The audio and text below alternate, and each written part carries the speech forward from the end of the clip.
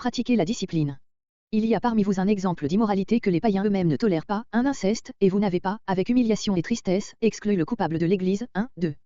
Pour moi, mon jugement est arrêté, c'est quand l'autorité du Seigneur, l'Église étant assemblée, moi présent en esprit, un tel homme soit solennellement retranché, et cela, pour son propre salut. 3 à 5.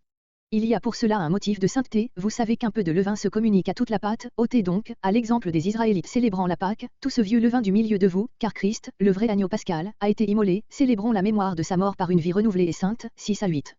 Verset 1. Verset 1 à 8. Pratiquez la discipline. Le texte supporte, telle qu'elle n'est pas même nommée parmi les païens, variante non autorisée par les manuscrits et qui prête à l'apôtre une expression exagérée. Crime sévèrement puni par la loi de Moïse, Lévitique 18.8, Lévitique 20.11, Deutéronome 22.22, et combien plus réprouvé par la conscience chrétienne. Peut-être le coupable avait-il épousé sa belle-mère après la mort de son père et pensait-il excuser ainsi le péché à ses propres yeux. Cette supposition paraît confirmée par ces mots avoir la femme, qui s'entend toujours du mariage, Matthieu 14.4, Matthieu 22.28, 1 Corinthiens 7.2, 1 Corinthiens 7.29, etc. Il faut remarquer cependant que la loi romaine ne permettait pas une telle union et que celle-ci n'avait sans doute pas été légalement sanctionnée. Verset 2. Les Corinthiens se glorifiaient de l'état florissant de leur Église, 1 Corinthiens 4.8, tandis qu'une vraie charité et une vraie sainteté auraient dû faire du péché d'un membre un sujet d'affliction et d'humiliation pour tous. Le résultat en eût certainement été l'exclusion du coupable, comme un sérieux avertissement pour lui-même et pour tout le troupeau, versets 3 à 5. Verset 5. Livrer à Satan ne signifie pas autre chose que l'exclusion de la communion des chrétiens, ou de l'Église.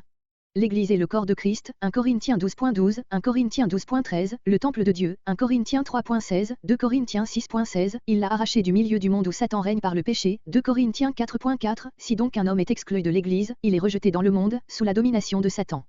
Mais l'apôtre se hâte d'indiquer le but final d'un tel châtiment, qui n'était point de livrer le coupable à la damnation, mais, au contraire, de mortifier et de détruire en lui la chair, source de son péché et de sauver, si possible, son esprit, par la repentance que pouvait exciter en lui une si profonde humiliation. Et c'est probablement ce qui arriva, le coupable se repentit et Paul lui-même demanda, 2 Corinthiens 2.4-10, avec une grande compassion, la réintégration de cet excommunié dans l'Église. Il s'agit donc ici d'une discipline toute morale, plus à Dieu qu'on ne l'eût jamais oubliée.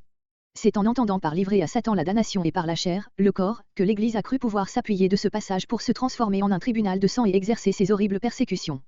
Comparez 1 Timothée 1.20. L'apôtre avait ordonné ce châtiment au nom de notre Seigneur Jésus-Christ, par l'autorité apostolique qu'il tenait de lui, cependant, il attache une grande importance à ce que l'Église de Corinthe concourt avec lui à l'exécution de cet acte de discipline. Elle devait donc, après avoir reçu sa lettre, s'assembler, se représenter l'apôtre comme étant au milieu d'elle par son esprit et par l'ordre qu'il lui donnait, se placer solennellement en la présence de Jésus-Christ, et, avec sa puissance, selon sa parole et par la force de son esprit, accomplir ce douloureux devoir. Comparez Matthieu 18.15-20. Quelques pères de l'Église, suivis de nos jours par plusieurs interprètes de l'Allemagne, ont expliqué différemment ce passage. Ils pensent que l'apôtre enjoint au troupeau l'exclusion de l'incestueux et se réserve à lui seul, à son autorité apostolique, verset 3, de le livrer à Satan, ce qui est évidemment contraire au verset 4, et ils croient que ce châtiment aurait consisté en quelque peine corporelle, quelque maladie infligée par Satan pour la destruction de la chair. Cette idée superstitieuse, que rejetait déjà le bon sens de Calvin, n'a pas le moindre fondement dans le texte, comparez versets 2 et 13, où l'apôtre explique toute sa pensée par ce mot si clair, ôtez du milieu de vous, voir aussi 2 Corinthiens 2.6, 2 Corinthiens 2.7. Verset 6. Grec, votre vanterie n'est pas belle, pas convenable, bien séante. Il croyait avoir un sujet de gloire, 1 Corinthiens 5.2, 1 Corinthiens 4.7, 1 Corinthiens 4.8. L'apôtre applique ce proverbe, d'abord aux coupables que l'Église aurait dû exclure, puis, plus généralement, à tout mal qui pouvait devenir une source de corruption pour le troupeau. Verset 8. Paul, trouvant dans l'expression proverbiale qu'il vient de citer un symbole biblique d'une profonde signification pour tout Israélite, s'y arrête, afin de développer sa pensée et de l'appuyer par l'autorité de l'Écriture. Le levain avait été sévèrement interdit dans la célébration de la Pâque, Exode 12.15-20, quiconque en faisait usage devait être retranché du milieu du peuple, par où la loi voulait montrer que tout Israélite qui ne célébrait pas réellement la Pâque en s'affranchissant de la servitude du péché et de l'idolâtrie, s'excluait lui-même de la communion du peuple de Dieu. Puis donc, ajoute Paul, en montrant sous cette image la réalité, puis donc que le véritable agneau pascal, Christ, a été immolé, les mots pour nous qu'ajoute le texte reçu, ne sont pas authentiques, vous êtes sans levain, unis à lui par la foi, vous avez été purifiés du levain de la corruption et du péché. Mais cette purification, qui a commencé lors de votre conversion, doit se poursuivre jusqu'à la perfection. De là, l'exhortation par laquelle il conclut, célébrons la fête, grecque, fêtons, par une vie sainte, purifiée du vieux levain, dans lequel Paul voit l'image de la corruption naturelle de l'homme, spécialement de la malice et de la méchanceté. À cela il oppose les pains sans levain, image de la sincérité, comparée sur ce terme de Corinthiens 1.12, note, et de cette vérité qui n'est que l'harmonie morale entre ce grand et saint souvenir de la mort de Christ et les dispositions de notre cœur. Il est possible que Paul, écrivant sa lettre à l'époque de Pâques, 1 Corinthiens 16.8, trouve dans cette circonstance l'occasion de recommander ainsi une célébration sincère de cette fête. Verset 9.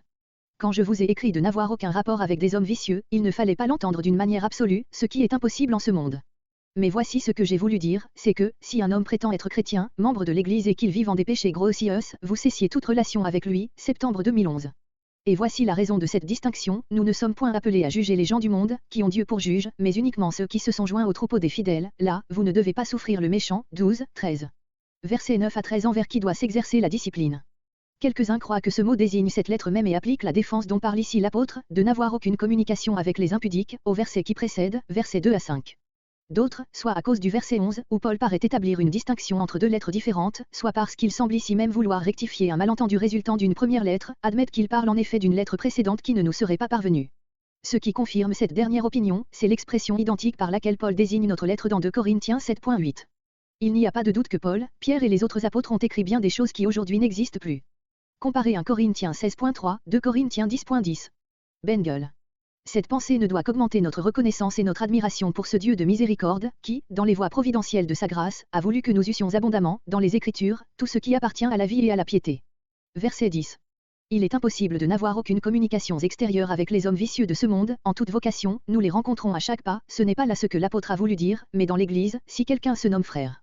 Le cas devient tout à fait différent, verset 11. Verset 11. Mais maintenant, voici le sens de mes paroles, je vous ai écrit. Ne pas manger avec un tel homme. Ces mots s'appliquent à l'exclusion de la table privée du croyant et non à l'exclusion de la Sainte Seine.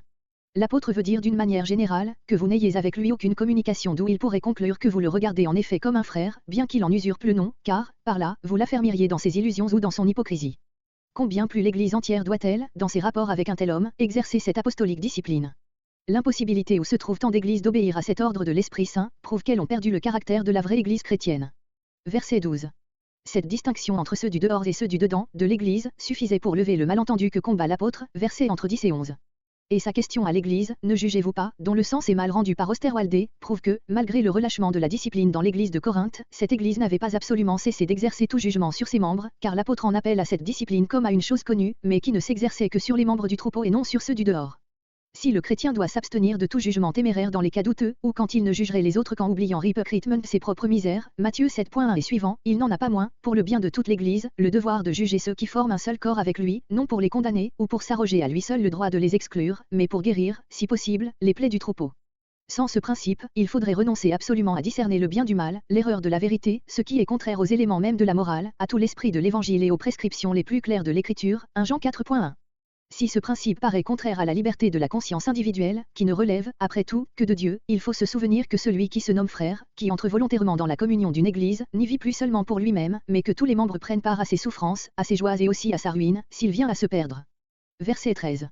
Juger, de la part de l'homme, ne va jamais jusqu'à empiéter sur le jugement seul définitif, seul infaillible de Dieu. Cela est vrai, même pour les membres d'une Église, objet de sa discipline, combien plus pour ceux du dehors, qui ne relèvent que du jugement de Dieu, l'Église n'ayant sur eux aucune action directe, si ce n'est en s'efforçant de les gagner à Christ.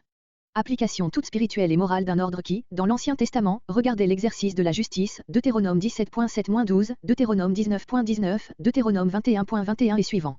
Le principe de la discipline est le même, la différence totale des deux économies fait la différence non moins grande de l'application.